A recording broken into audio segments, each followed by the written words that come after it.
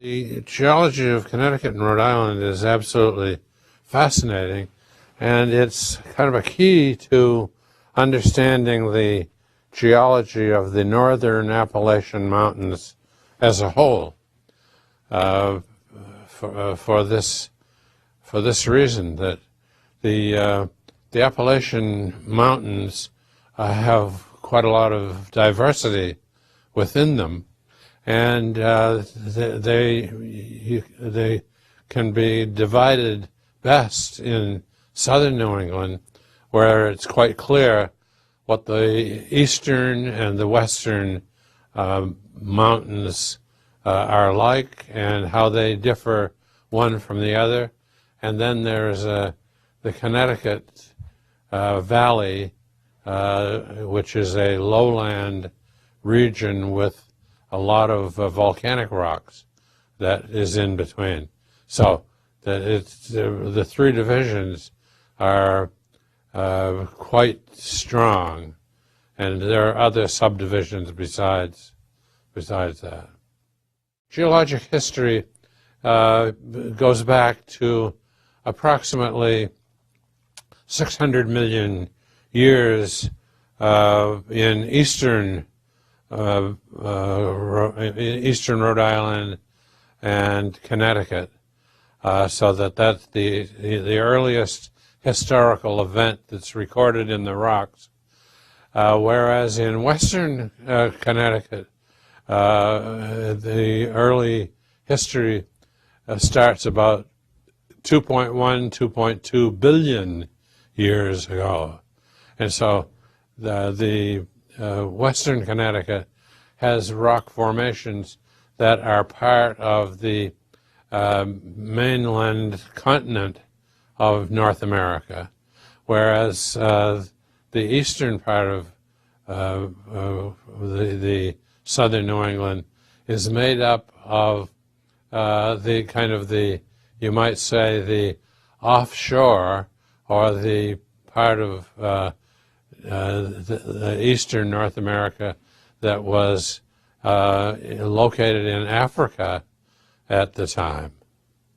So there's quite a diversity in each of these places.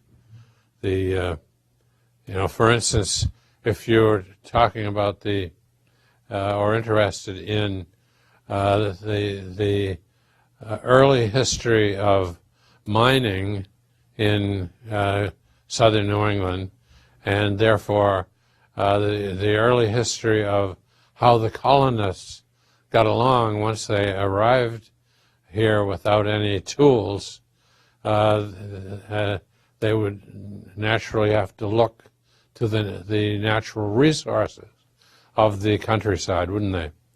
And so that was the case, particularly not only with eastern New England, but also of western New England, and in particular western Connecticut and eastern New York as well, and western Massachusetts in addition.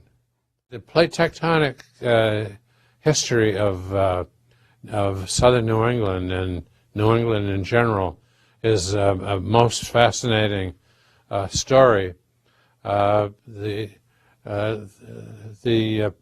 Earth is made up of plates of rock, you might say, that have several different components, and each of these are dated back to certain periods of time.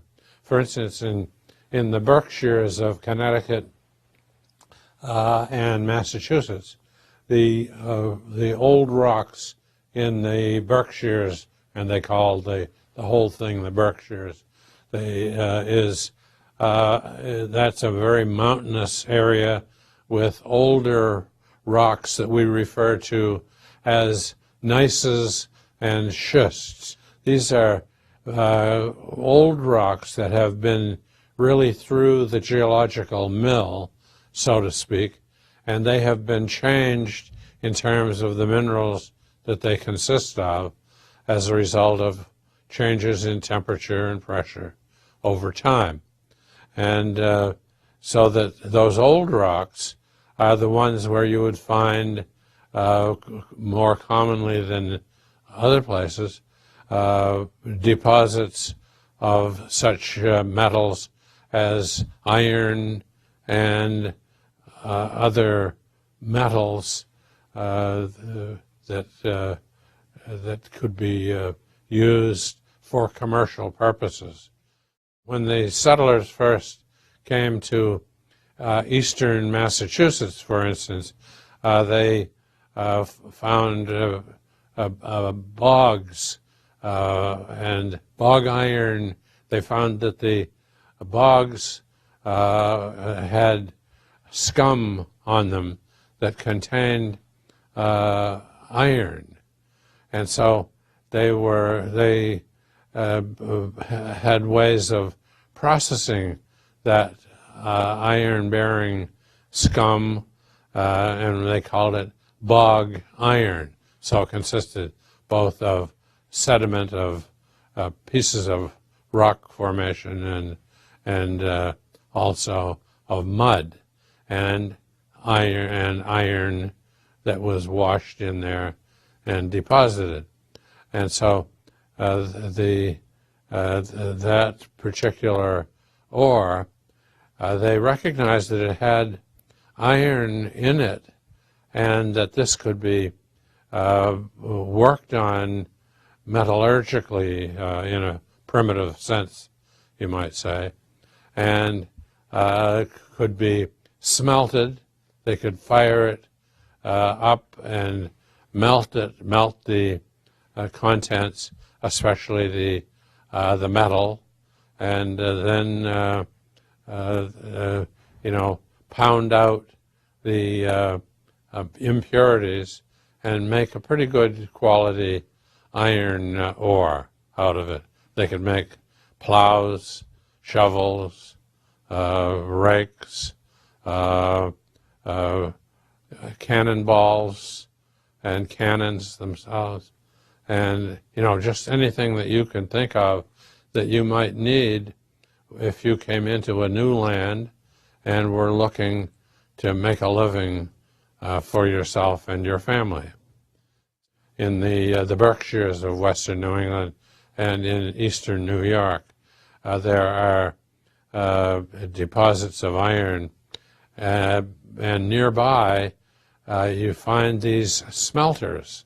These are chimney-like features that I've photographs in my book on the Roadside Geology of Connecticut and Rhode Island, but especially there are 31 forges and foundries where the ore was smelted, made into partially liquid, and then the impurities gotten out of it. And and they had a whole processing plant that was developed as a result of the material that they found there. In the Connecticut Valley, south of Hartford, they call that whole valley from Greenfield, Massachusetts, all the way down to Long Island Sound, to be the Connecticut Valley, the Connecticut River Valley.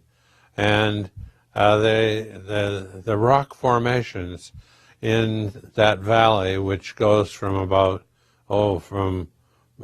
practically just a few hundred yards across up at the north end, north of Greenfield, to 15 or 20 miles broad as you get in the vicinity of New Haven. And there you have the rock formations that crop out at the surface are red rocks. So they're a very pretty kind of rock, especially in the sunset and the shades of color, whereas many of the other rocks that we find in other parts of southern New England are they're very interesting, and I think to a geologist they're quite pretty, but they're not the kind of scenery that you might find in Arizona or in Arizona highways, you know, the pictures that you find there, or in National Geographic. Around Meriden, Connecticut, there's a place that that whole area is referred to as the hanging hills of Meriden. And Meriden is located south of Hartford, probably, it begins probably 15 or 20 miles south of Hartford. And as you go south, the hills rise up higher and higher in the middle of this valley. So what is further north, a fairly flat valley, except for a few smaller ridges, becomes some high cliffs.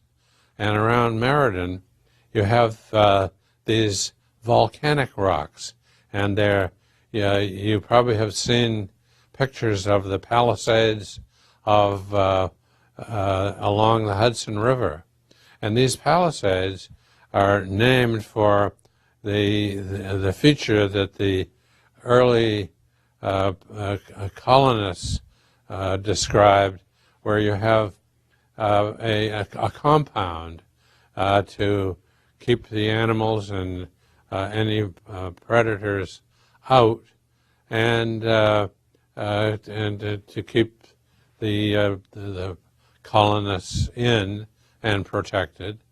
And those they set these poles in the ground, and they make their kind of logs that often enough are pointed in the upward direction to impale any animals or predators that might try to get into the compound. So they call those Palisades. But in the Palisades of the Hudson River, which is beyond the area of this book, but we have Palisades in eastern part of the Connecticut Valley, northeast of New Haven, and in western Connecticut Valley, north of New Haven itself. And as you travel through that countryside, you come to these big walls of lava that rise up out of the ground, and they are generally reddish rocks, reddish to brown, and they form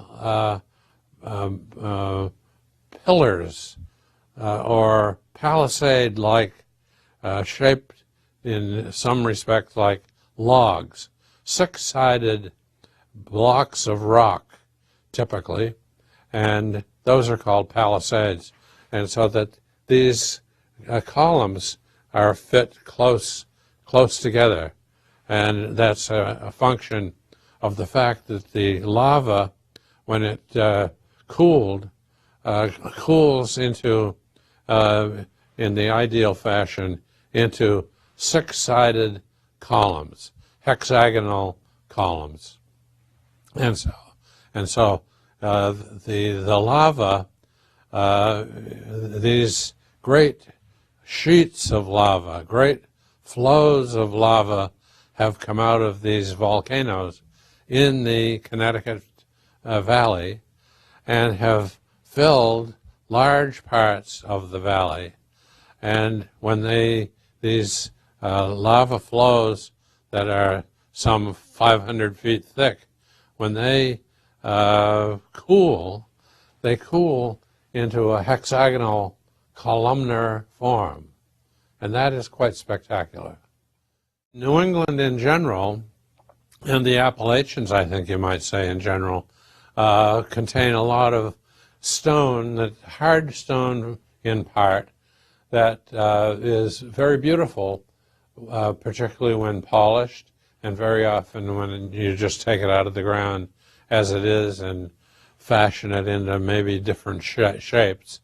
And so there's quite a variety of different kinds of rock that are found in the Appalachian Mountains, and we're talking here about the Appalachian Mountains, of course. On this particular Boston College campus, we have the eagle in front of Gasson Hall. Sits on a pillar of granite from Branford, Connecticut. And that the history of that pillar, why it happens to be in front of Gasson Hall, is that it was at one stage, probably around, maybe 1950 or 55, some of the base of the Dewey column, the Admiral Dewey statue, was positioned on the top of this pillar down in front of South Station. And so when the Southern Artery was constructed through the area just in front of South Station, they had to do something with Admiral Dewey and his pillar. And so Boston College became the recipient of that pillar. And so this red, beautiful red granite from Branford, Connecticut, called the Stony Creek granite, was set up in front of Gasson Hall. The central part of Connecticut and New England, it seems like an odd thing to have very high mountains in the central part of the mountain belt, as opposed to having them all in western Connecticut. And so some of these old rocks that were in the range of 400 to 500 million years old in the Bronson Hill area are of interest. The Bronson Hill domes are a series of domical structures, up-arched domes that are located, that form a big ridge all the way from northwestern Maine through New Hampshire and eastern Vermont, through Massachusetts and into Connecticut, down to the Long Island Sound. And what is particularly interesting to me about we call it the Bronson Hill domes. And the Bronson Hill domes have been characterized many years ago as a series of volcanoes. And indeed, they have had volcanic activity in abundance in those rocks. But that's not the only thing that's happened there. They have been the site of persistent volcanic and plutonic activity. That is to say, the plutonic activity is the eruption of molten rock that becomes heated and becomes explosive and becomes volcanic, not only as in volcanic fragments, but also in the lava that is poured out from the volcanoes there. So these mountains that are very near Hartford, just you go into, if you go across the river, the Connecticut River at Hartford, into East Hartford, you then quickly get into a couple of townships nearby that start becoming quite mountainous, and so those particular mountains are kind of a strange phenomenon to be found right in the middle of this complex of eastern Connecticut and western. The rock formations in these mountains in southern New England, some of them have moved toward the west and some have moved toward the east. Now, when I speak of them moving, what I mean is that over the course of millions of years, there have been forces at work that have pushed the large tracts of terrain, including the mountains themselves, in westward directions in the western part of New England, and in an eastward direction once you get east of the Connecticut River into Manchester and some of the areas near Manchester on the east side of the Connecticut River.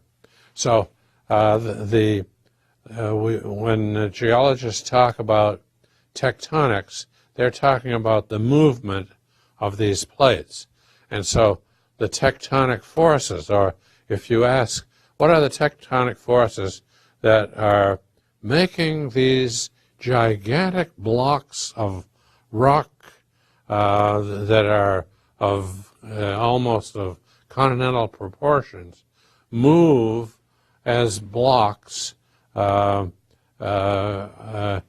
time to time and over great distances over long periods of time.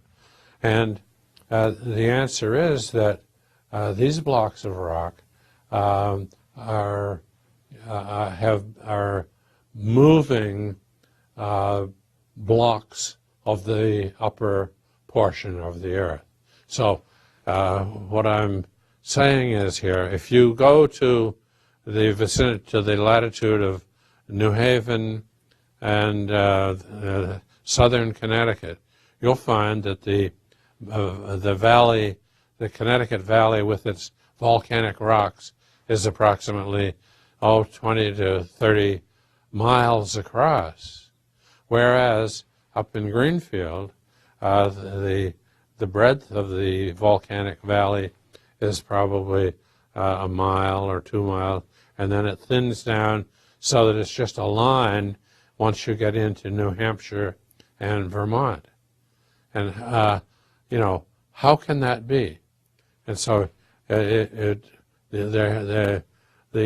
you look at these rocks and map them out carefully, you find that there is evidence that east of the Connecticut River area, east of the Connecticut Valley this volcanic valley, the rock formations have been progressively moving eastward, and west of the Connecticut Valley, they've been moving progressively westward.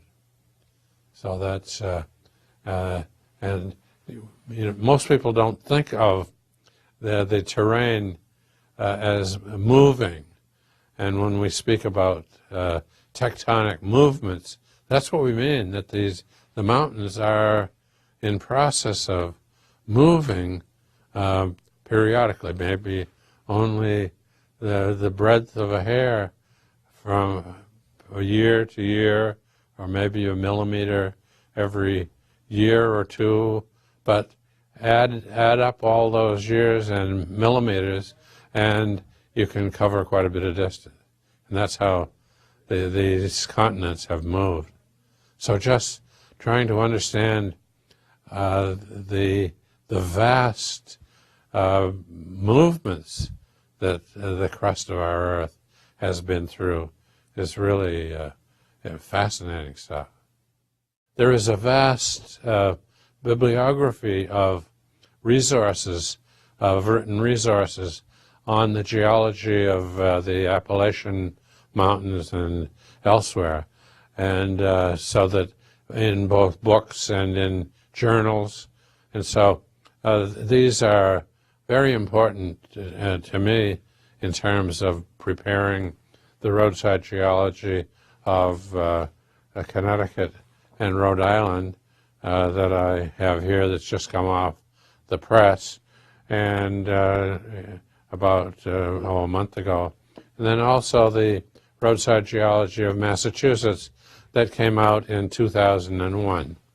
And so in the back of these books are, I think all told, probably a couple of hundred or more outstanding resources from the literature on geology that I used and which are very valuable in anybody in the purview of anybody that wants to learn more in detail than what is contained in the books. We can only kind of skim the surface of the geology, so to speak, in thin books like these 300-page books that I've written. But there's so much wonderful information available to describe these beautiful rocks. Be sure that you are aware that you're on roads that can be highly trafficked, and keep off the tarmac, because it can be quite dangerous and can be hazardous because you're a curiosity factor along the highway, and you will find that if you're looking at some of the outcrops along the highway, you'll see people honking their horn at you just for the fun of it, and others because they think you might be a hazard. One good step is to go to some of the local museums, or to go to, there are mineral collectors everywhere around New England. And I think this is especially true because there were mineral clubs that found Connecticut to be a really marvelous gem in itself for collecting these various stones and minerals, including precious gemstones.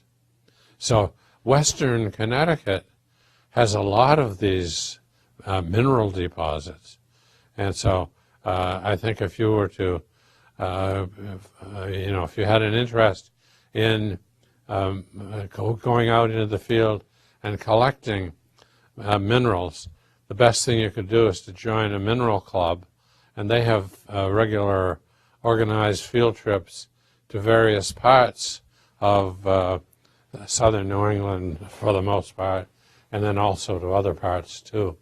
And and they have little guidebooks that are prepared by the local mineral hunters, and describing what kind of minerals you'd find at a particular locality and how to get to that locality.